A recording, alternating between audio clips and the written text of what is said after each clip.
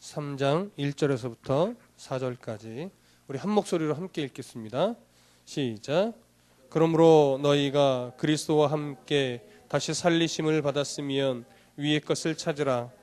거기는 그리스도께서 하나님 우편에 앉아 계시느니라. 위의 것을 생각하고 땅의 것을 생각하지 말라. 이는 너희가 죽었고 너희 생명이 그리스도와 함께 하나님 안에 감추어졌음이라. 우리 생명이신 그리스도께서 나타나실 그때에 너희도 그와 함께 영광 중에 나타나리라. 아멘. 그동안 우리는 골로새서 1장과 2장을 통해서 거짓된 교훈, 왜곡된 복음 이런 것들에 대해서 얼마나 조심해야 되는지 사도 바울이 강조하는 내용을 계속해서 들어왔습니다.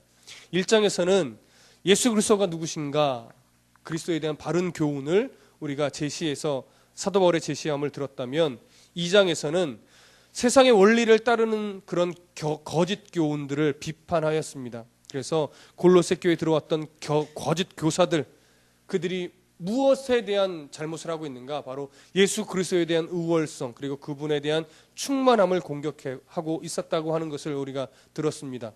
예수 그리스도는 완전한 하나님보다 못한 분이다, 그분으로 부족하다, 그 예수 그리스도를 믿는 것도 중요하지만 더 깊은 영성, 더 진정한 영성을 얻기 위해서는 더 많은 지식을 얻어야 되고 더 많은 규례를 지켜야 되고 더 많은 체험을 해야만 한다라는 것을 자꾸 가르치면서 부추기고 있던 잘못된 가르침들을 사도 바울은 대적하였던 것입니다. 그래서 사도 바울은 2장을 정리하면서 금욕주의가 사실은 금욕하는데 영적으로는 지혜 있는 것처럼 보일지는 모르지만 실제로 금욕하는데 육체의 것을 금하는데 하나도 유익이 없다라고 말하고 있는 것을 우리는 2장 마지막의 내용을 나누면서 배웠습니다. 그리고 이제 사도 바울은 3장을 통해서 그러니까 이제 예수 그리스도인의 삶은 이렇게 살아야 된다라고 하는 아주 실천적인 부분을 강조하고 있습니다. 오늘 우리가 읽은 이 3장의 본문은요, 그렇기 때문에 사도 바울은 우리가 그리스도인이 어떻게 살아나가야 되는가에 대한 그 시작을 무엇에서부터 출발하냐면 예수 그리스도와 하나님과 우리와의 관계에서부터 출발을 합니다. 우선 여러분 3장 1절을 보시면 그 시작이 어떠한 그 문장, 어떠한 그 접속사로 시작합니까? 그러므로 이렇게 시작합니다. 성경은요, 이 접속사가 굉장히 중요할 때가 많습니다. 그러므로. 그리고 때로는 이 중요한 접속사를 번역해 놓지 않는 경우도 종종 있습니다. 오늘 이 그러므로라는 말은 뭐냐면 바로 앞에서 얘기했듯이 너희들에게 더 깊은 지혜이고 영성인 것처럼 가르쳐왔던 그런 금욕주의가 사실은 하나도 도움이 안 된다. 그러므로 이렇게 연결되는 거예요. 금욕주의가 너희들한테 도움이 안 된다. 그러므로 어떻게 돼요? 너희가 그리스도와 함께 다시 살리심을 받았으면 위의 것을 찾으라, 이렇게 얘기를 하는 거예요. 그러므로 위의 것을 찾아야 되는 거예요. 금욕주의 같은 세상의 잘못된 가르침들이 우리들의 영적인 생활에 하나님을 바로 아는 것에, 예수 그리스도를 바르게 만나는 것에 전혀 도움이 안 되기 때문에 그리스도인들은 뭘 해야 되느냐? 위의 것을 찾아야 되는 거예요. 그런데 그 위의 것을 찾아야 될 때, 찾을 때 사도 바울은 왜 위의 것을 찾을 수밖에 없는지 어떤 전제를 이야기하고 위의 것을 찾을 수 있는 어떤 근거를 그 뒤에 이야기를 합니다. 그 전제 조건이 뭐냐? 아무나에게 해당되는 거 아니에요. 모든 사람들에게 다 위의 것을 찾으라고 얘기하는 것이 아니고 앞에 전제에 해당되는 사람들만, 그런 사람들에게만 요구되는 건데, 그 앞에 그 내용이 뭐냐면 너희가 그리스도와 함께 다시 살리심을 받았으면입니다. 그리스도와 함께 다시 살리심을 받았으면. 그럼 이 얘기는 뭐예요? 그리스도와 함께 다시 살리심을 받은 자들이라는 것은 그리스도인이란 얘기고, 교회 나오는 사람, 뭐 회당에 간 사람, 이 사람을 얘기하는 것이 아니라 예수 그리스도를 영접하여 그의 죽음이 나의 죽음이 되고 그의 부활이 나의 부활이 된 사람이라는 거죠. 그럼 여러분, 예수 그리스도의 죽음이 내 죽음이라는 건 뭡니까? 예수님이 내 죄를 지고 십자가에서 죽었다라고 하는 거죠. 그러니까 하나님과의 관계가 어그러진 죄, 하나님과의 관계를 회복시킬 수 없는 죄덩어리인 나, 그런 죄의 대가를 내가 죽음으로 받아야 되는데 그 모든 대가를 끌어안고 누가 죽으셨다고요? 예수님이 죽으셨다고요. 그러면 그 죽음이 내 죽음이 되고, 그럼 그의 부활은 무슨 의미예요? 예수님 부활이 내 부활이 됐다는 건 무슨 의미예요? 내 죄를 끌어안고 예수님이 죽은 것이 진짜 그렇다. 진짜 예수님이 내 죄를 끌어안고 죽은 것이다라는 것을 뭐예요? 확증한 거죠. 증명한 사건이죠. 그래서 우리가 저번에 이 예수의 부활을 이야기할 때 제가 무슨 예를 들어드렸었냐면 기억나실 거예요. 제사장들이 1년에 한 번 규례를 따라 모든 이스라엘 백성들의 죄를 끌어안고 지성소로 들어갈 때의 이야기를 드렸습니다. 그래서 제사장이 그 지성소에 들어갈 때 발목에 뭘 달고 들어가요? 방울을 달고 들어가죠. 또 끈을 묶고 들어갑니다. 그래서 이스라엘 백성들의 모든 죄를 끌어안고 지성소로 들어서 하나님께 기도하죠. 하나님, 이들의 죄를 용서해 주십시오. 그러나 제물을 드리는 자든 아니면 제사장이든 흠 있거나 잘못 예배를 드리는 거라면 제사장이 어떻게 돼요? 거기서 죽지요. 그러니까 방울 소리가 나지 않는단 말이에요. 근데 방울 소리가 끝까지 계속 나서 제사장이 죽지 않고 다 제사를 마치고 나왔다라고 하는 것, 살아서 나왔다라고 하는 것은 무엇에 대한 증거예요? 이스라엘 백성들의 죄가 다 용서함을 받았다. 하나님이 그 제사를 받으셨다라는 것에 대한 증거예요. 그래, 제사장이 죽어서 나오지 못했다고 하면 그들의 죄가 용서함 받지 못했다. 그 제사를 하나님이 흠양하지 않으셨다라고 하는 거죠. 그러니까 만약에 예수 그리스도가 십자가에서 죽었고 장사 지낸 바 됐다가 무덤을 이기지 못하고 죽은 채로 끝났다면 우리는 증거 삼을 게 없는 거예요. 증거 삼을 게. 근데 하나님은 그 증거를 삼기 위해서 우리들의 죄의 대가로 죽게 하셨다가 그 죽음을 이기시고 어떻게 해요? 살아나게 하신 거예요. 그래서 사도 바울이 여기서 그리스도와 함께 다시 살리심을 받았다라고 하는 것은 이미 증명된 자라는 거예요. 이미 가슴속에 확실한 믿음을 갖고 있는 자를 얘기하는 거예요. 누구예요? 그 당시로 얘기하면 골로새 교인들이에요. 골로새 교인들은요, 믿음이 흐지부지했던 사람들이 아니에요. 정말 예수님이 살아있는가? 정말 예수님이 부활했나? 하나님이 계시나? 천국과 지옥이 있나? 이런 것들을 의심할 정도의 신앙 수준이 낮은 자들이 아니었다라는 거예요. 믿음이 깊었어요. 하나님에 대한 확신이 있고 예수의 부활에 대한 것에 믿음이 있고 천국과 지옥에 대한 분명한 믿음과 확신이 있었던 자들이라는 얘기예요. 근데 그러한 자들도 왜곡된 복음이 들어가니까, 왜곡된 가르침이 계속 귀에 들려지니까 어떻게 돼요? 정말 그런가? 라고 그들의 믿음이 흔들렸더라는 거죠. 그게 사람이라는 거예요. 그래서 사도 바울이 뭐냐면 그런 것들이 정말 너희들에게 혼란을 준다 이거예요. 그걸 안다 이거예요. 그러니까 어떻게 돼요? 예수 그리스도와 함께 다시 살리심을 받은 자들아, 너희들의 그 믿음이 흔들리지 않고 있다면, 그의 믿음이 깨지지 않았다면 어디를 생각하라고요? 위의 것을 생각하라고요. 여러분 이해되십니까?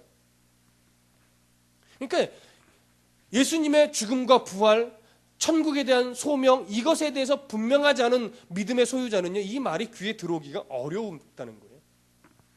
자, 그래서 위의 것을 찾으라고 말을 하는데, 그 근거, 전제 조건은 그거예요. 그런 자들이 이제 위의 것을 찾아야 되는데, 그 뒤에 뭐라고 말하냐면, 거기는 그리스도께서 하나님 우편에 앉아 계시니라.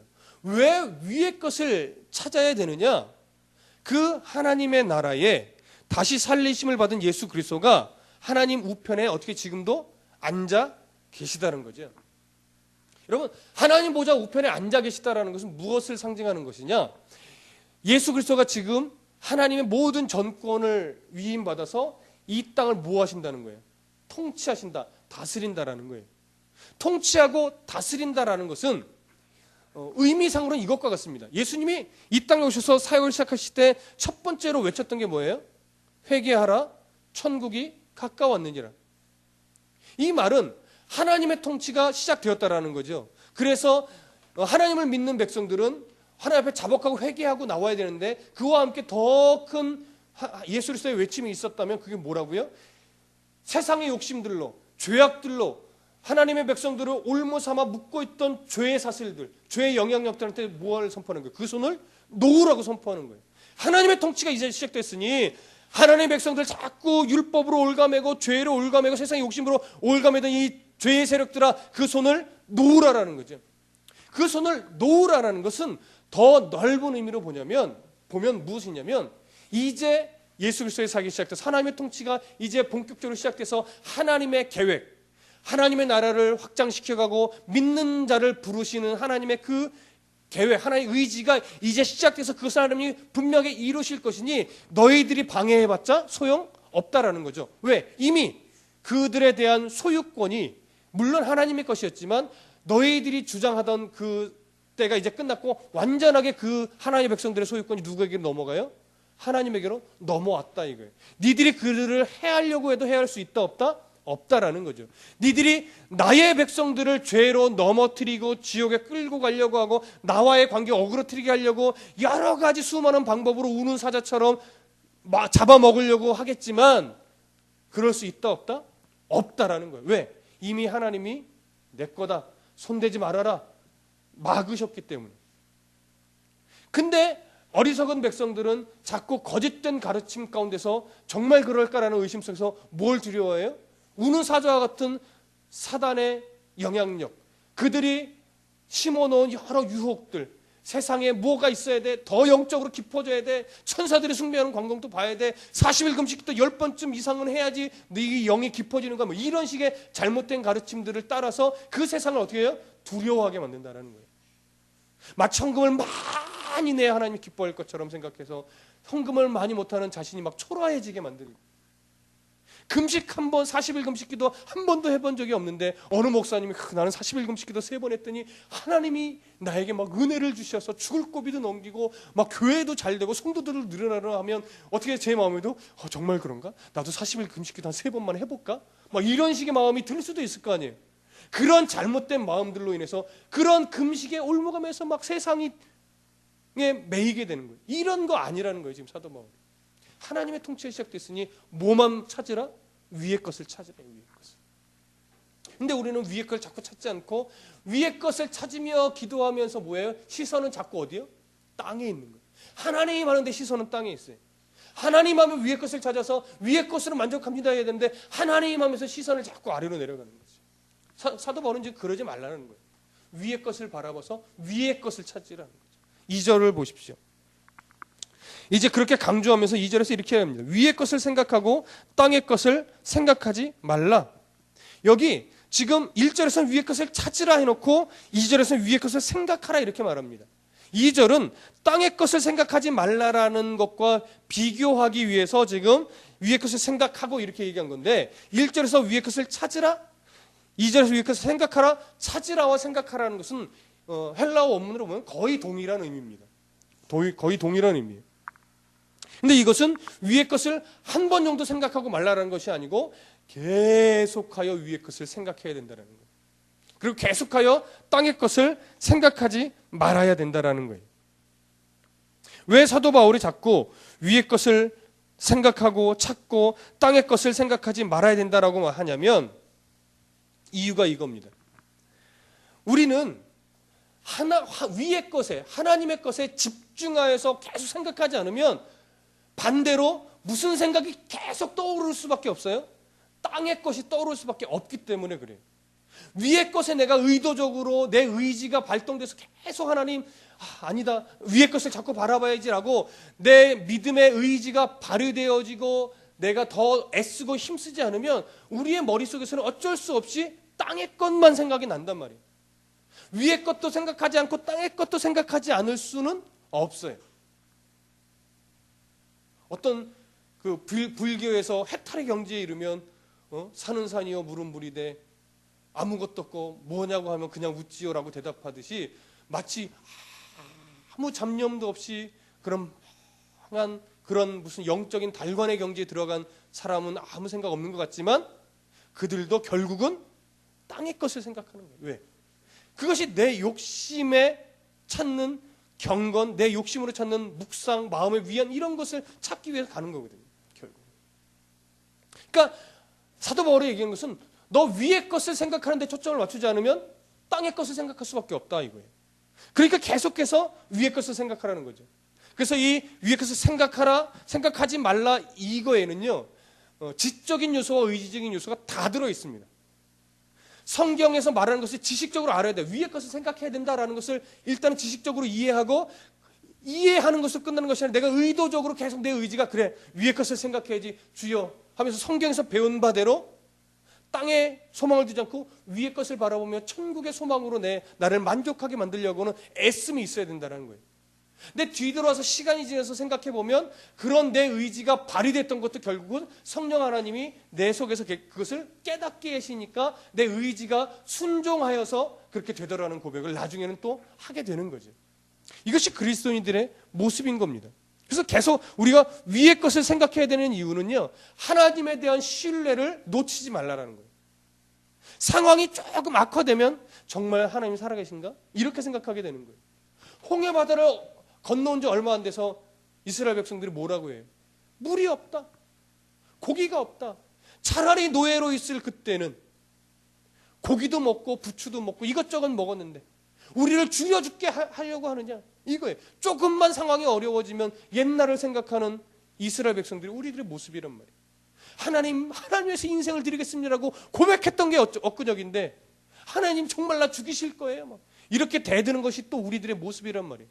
그러다가 또 하나님 은혜 주시면 역시 하나님이요 라고 했다가 또 얼마 지나서 하나님 도대체 하나님 뭐예요? 막 이게 이 기복이 있는 게 우리들이에요. 우리들.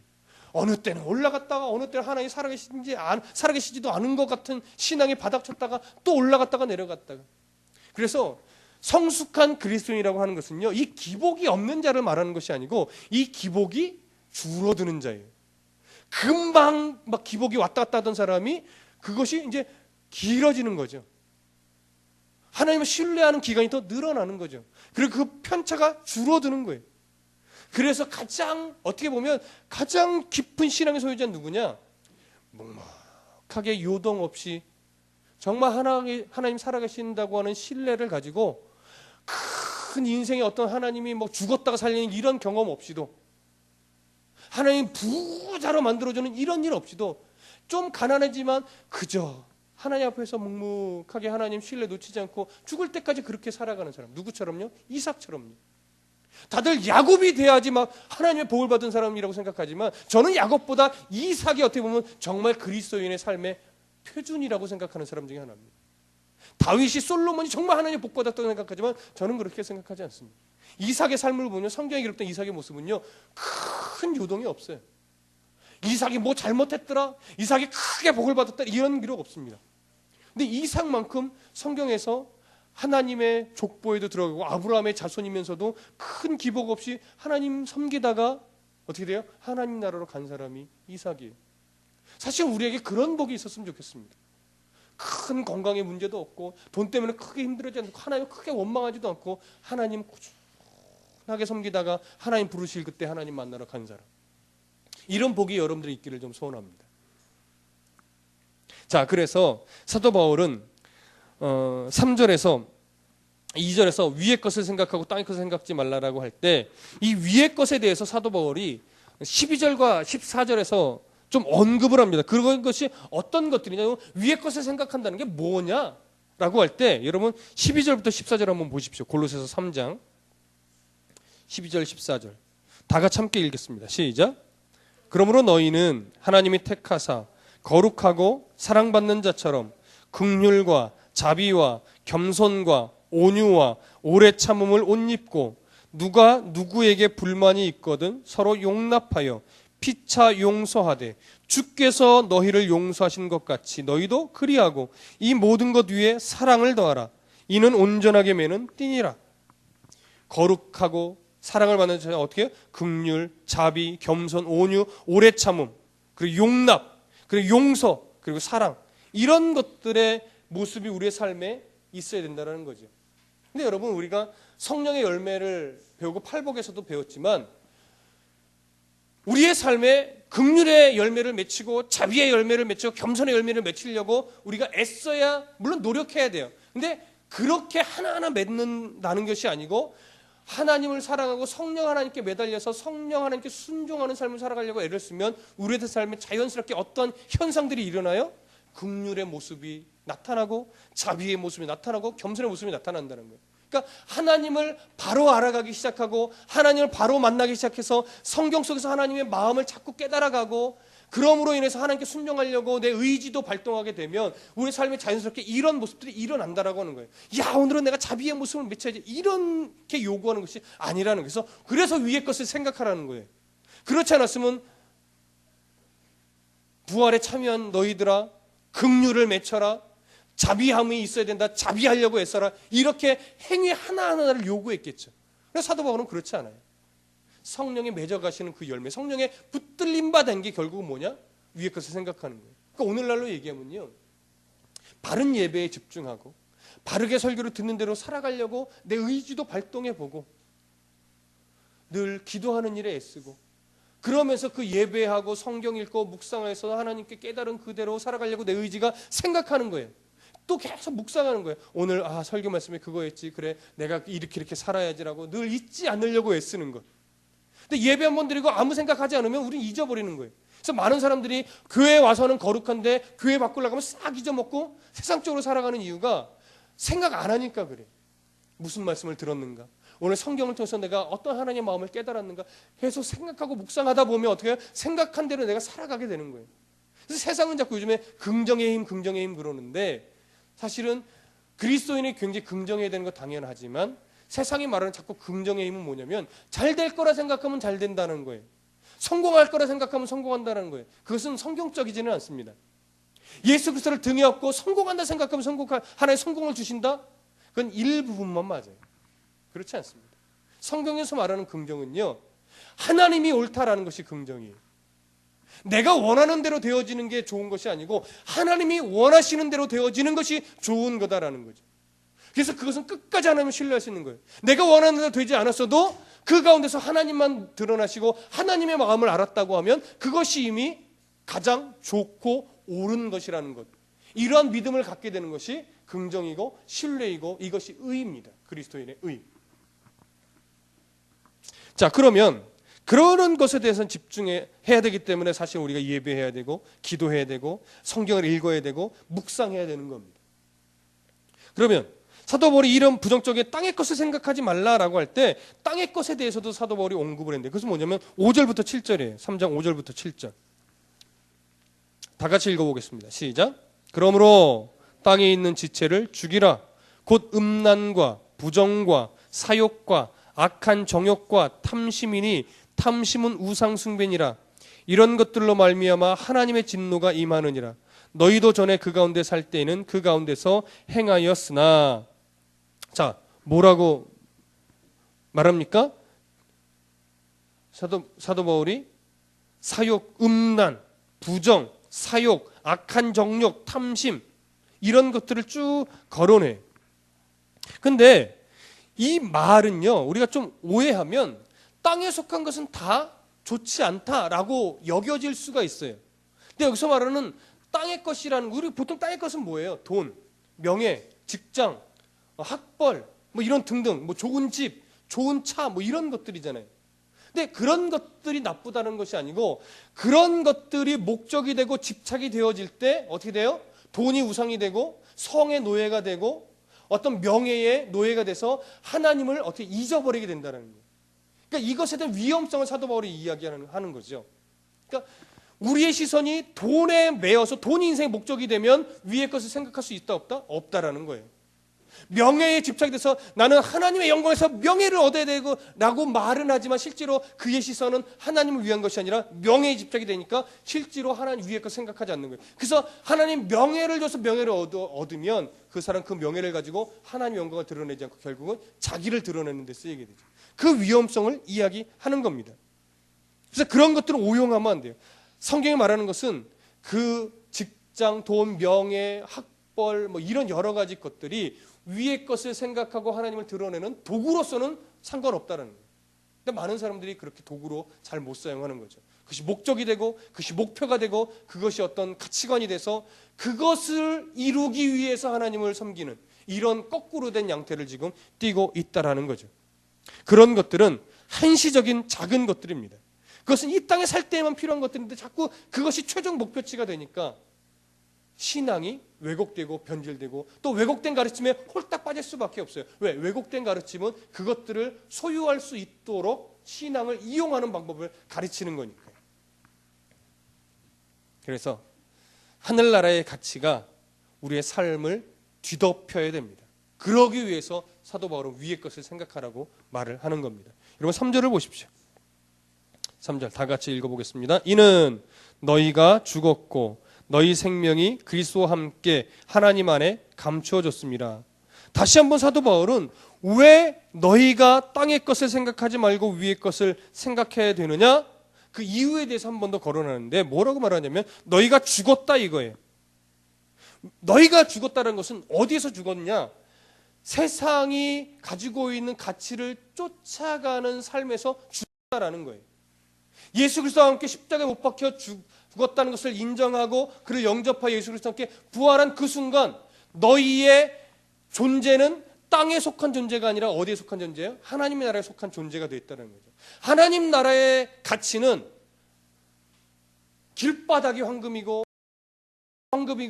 길 걸 때 발에 걸치는 돌멩이도 황금이라는 거예요. 그러면 길바닥에 깔린 돌멩이가 황금이라는 것은 황금이 가치가 있다라는 거예요, 없다라는 거예요? 없다라는 거죠. 오늘날 길거리에서 돌 줍고 나 돌 주웠어요 부럽죠? 라고 하는 것과 똑같은 거예요. 그럼 나 돌 들고 들었어요 여러분 부럽죠? 라고 말하는 거 똑같은 거예요. 천국에서 이 땅에서 우리가 최고로 가치 있다고 생각하고 따라가던 것들이 천국에서는 길바닥에 돌멩이 정도의 가치밖에 안 된다라고 하는 거예요. 그러한 가치가 바뀌고 소속이 바뀌었는데 우리는 자꾸 땅의 것을 목표로 삼고 있다는 거죠. 사도 바울은 너 땅의 것을 쫓아가는 존재가 아니야. 이미 소속이 바뀌고 위치가 바뀌고 너희들 가치가 바뀌는 존재야. 이걸 얘기하는 거예요. 그리고 이어서 뭐라고 말합니까? 너희 생명이 하나님 안에 감춰졌다 이거예요. 너희들은 자꾸 두려워한다 이거예요. 돈이 없으면 어떻게 살지? 명예가 없으면 어떻게 살지? 좋은 데 안 나오면 이 세상을 어떻게 살아가지?